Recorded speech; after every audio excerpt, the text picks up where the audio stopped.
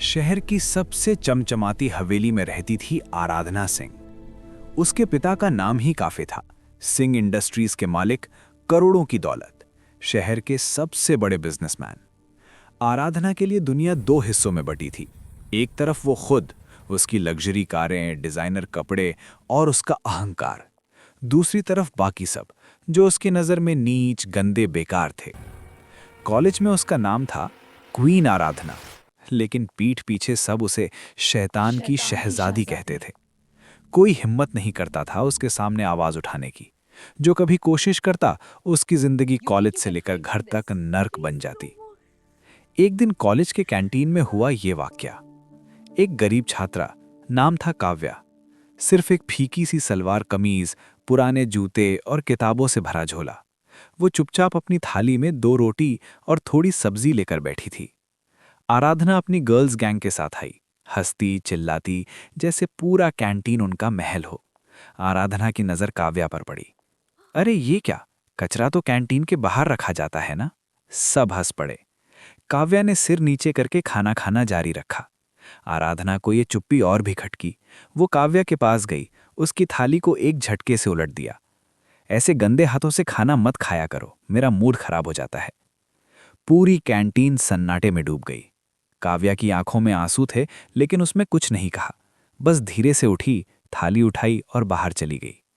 उस दिन के बाद आराधना का अत्याचार और बढ़ गया। वो काव्या को रोज ताने मारती। गांव की गवार, भिखारिन, तेरे जैसे लोग मेरे शहर में सड़क पर भी नहीं दिखने चाहिए। कई बार उसने काव्या के बैग फाड़े, नोट्स फाड़कर फेंक दिए, यहां तक कि एक बार पानी की बोतल से काव्या के ऊपर पूरा पानी डाल दिया, सबके सामने। लेकिन काव्या चुप रही, क्योंकि उसके पास जवाब देने की ताकत नहीं थी। उसके पिता बीमार थे, मां मजदूरी करती थी और काव्या स्कॉलरशिप पर पढ़ रही थी। एक शिकायत का मतलब था कॉलेज से निकाला जाना। एक शाम बारिश हो रही थी। आराधना अपनी नई बीएमडब्ल्यू में कॉलेज से निकल रही थी।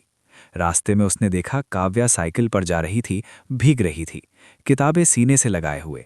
आराधना ने गाड़ी रोकी, खिड़की नीचे की और चिल्लाई, अरे ओझा, इधर आ। काव्या रुकी। आराधना ने कहा, आज मूड अच्छा है, बैठ जा, ड्रॉप कर दूंगी। काव्या समझ गई ये कोई नया खेल है, फिर भी डर के मारे वो बैठ गई। रास्ते में आराधना ने गाड़ी तेज कर दी, फिर अचानक एक सुनसान जगह पर गाड़ी रोकी। नीचे उतर। काव्या घबरा गई। मैम। कान में सुनाई नहीं देता? नीचे उतर और मेरे जूते चाट। आराधना हंसते हुए बोली, तूने मेरे सामने कभी जवाब दिया नहीं, आज तो जवाब देगी ना? काव्या रो पड़ी। प्लीज मुझे जाने दीजिए। तभी पीछे से एक तेज आवाज आई, आराधना सिंह। सबने मुड़कर देखा।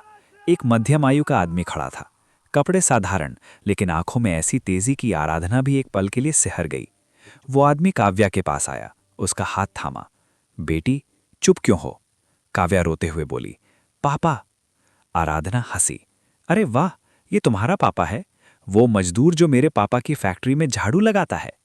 आदमी ने शांत स्वर में कहा, हाँ, मैं वही हूं, लेकिन आज मैं यहां झाड़ू लगाने नहीं आया हूं।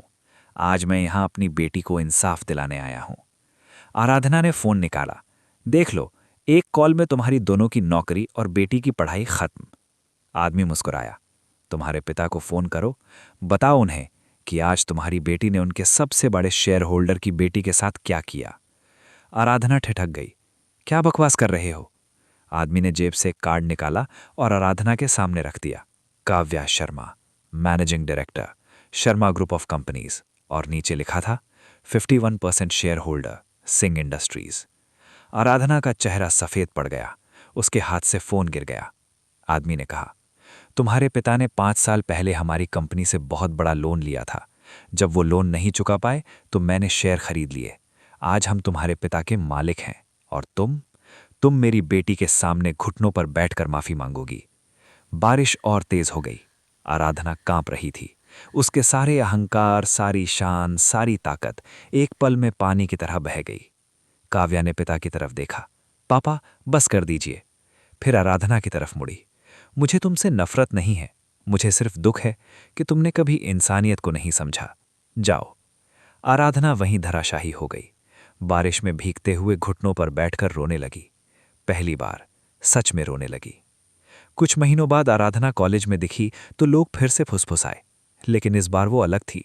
ना कोई मेकअप, ना डिज़ाइनर कपड़े, ना घमंड।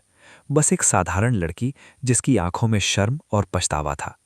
वो काव्या के पास गई, धीमी आवाज में कहा, मैं माफी मांगने आई हूं और वादा करती हूं कभी किसी के साथ ऐसा नहीं करूंगी। काव्या ने मुस्कुराकर कहा, मैंने पहले ही माफ कर दिया था, उस दिन जब मैंने तुम्हें रोते देखा था। और फिर दोनों ने एक दूसरे को गले लगा लिया। बारिश रुक चुकी थी, सूरज निकल आया था, क्योंकि घमंड की इमारत जितनी ऊंची होती है, गिरने पर आवाज उतनी ही तेज होती है।